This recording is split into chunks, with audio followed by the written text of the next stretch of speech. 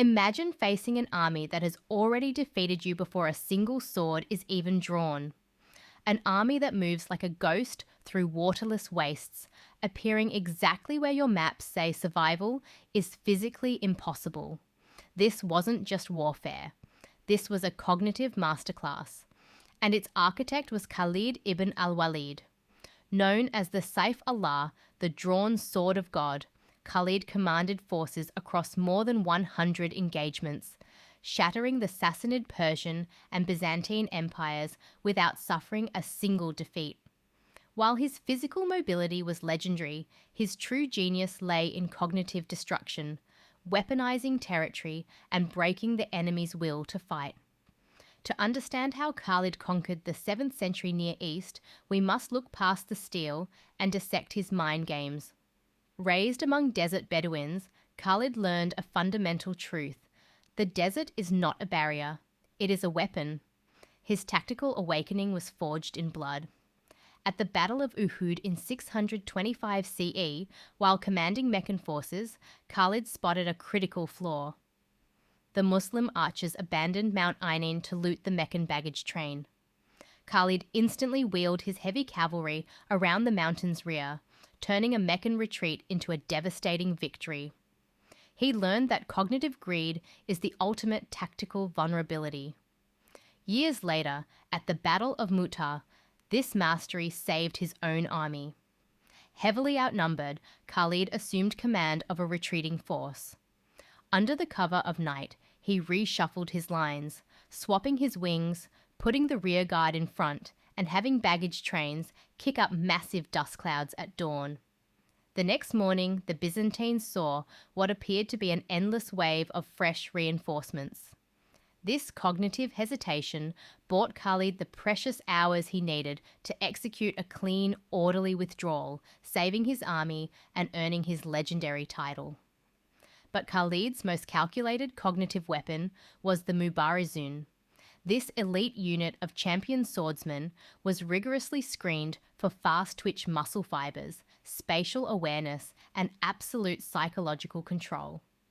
Before the clash, the Mubarizun challenged Sassanid and Byzantine commanders to single combat. In these centralized imperial systems, command relied entirely on noblemen wearing ostentatious armor. For an imperial general to refuse a challenge from unrefined desert nomads meant instant social ruin and a total loss of authority. But accepting meant stepping into a calculated trap. At the Battle of the River in 633 CE, Sassanid commander Karin and his wing commanders were systematically executed in consecutive duels by Muslim champions. The loss of the entire command structure caused immediate panic, turning a prepared defensive line into a chaotic, bloody rout. If the enemy tried to sabotage the duels, Khalid adjusted instantly. During his duel with Hormuz at the Battle of Chains, Sassanid assassins broke protocol and ambushed him. Khalid used Hormuz's heavy body as a physical shield, holding his ground until his companion, the legendary naked champion Dira ibn al-Azwa, charged forward to eliminate the attackers. And at the Battle of Walaja, Khalid personally duelled Hazarmad, a giant Persian champion whose name literally translated to 1,000 men. Khalid felled the giant, sat on his chest, and ate his lunch in full view of the horrified Persian ranks. The message was clear: your champions are nothing to us. Nowhere was Khalid's asymmetric thinking more apparent than in his manipulation of the environment. In 634 CE, ordered to reinforce the Syrian front immediately, Khalid bypassed the heavily guarded northern routes. Instead, he chose to march his army directly through the waterless Suwa Desert, a journey considered a suicide run. How did he survive? He turned his pack camels into mobile biological water tanks. He forced 20 mature camels to drink maximum water, then tied their mouths to prevent regurgitation. Each day, camels were slaughtered, providing fresh meat for the soldiers and clean water from their rumens to keep the cavalry horses alive. On the fifth day, with water exhausted and the guide, Rafi, blinded by ophthalmia, the army reached the brink of annihilation.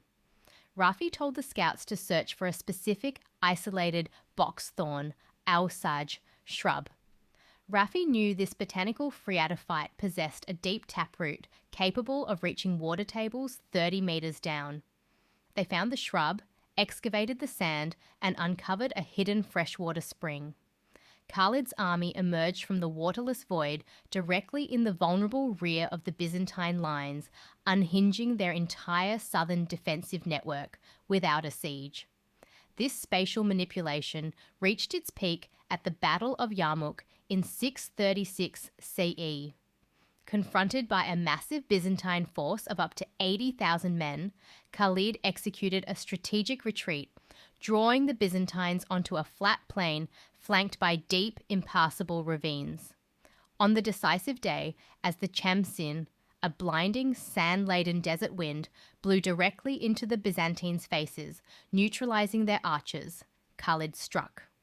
He launched his elite cavalry reserve, the Mobile Guard, executing a rapid flanking maneuver that drove a physical wedge between the Byzantine infantry and their heavy cavalry.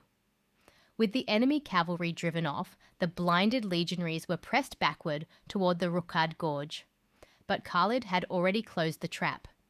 He had secretly dispatched a small detachment under Deraa to capture the Rukad Bridge, the only escape route over the 200-metre deep ravine. Trap closed. Blinded, panicked, and with nowhere to run, thousands of Byzantine soldiers tumbled to their deaths over the steep cliffs. Khalid ibn al-Walid lived his life in the eye of the storm, but his relentless focus on absolute kinetic victory eventually brought him into conflict with the state. Caliph Umar, fearing that a personality cult was forming around the undefeated general, dismissed him from command to consolidate institutional rule. On his deathbed in 642 CE, Khalid wept. He looked at his scarred skin and lamented, "I sought martyrdom, yet here I am, dying on my bed like an old camel."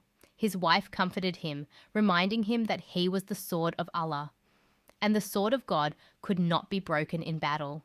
Khalid didn't just win battles, he rewrote the rules of conflict.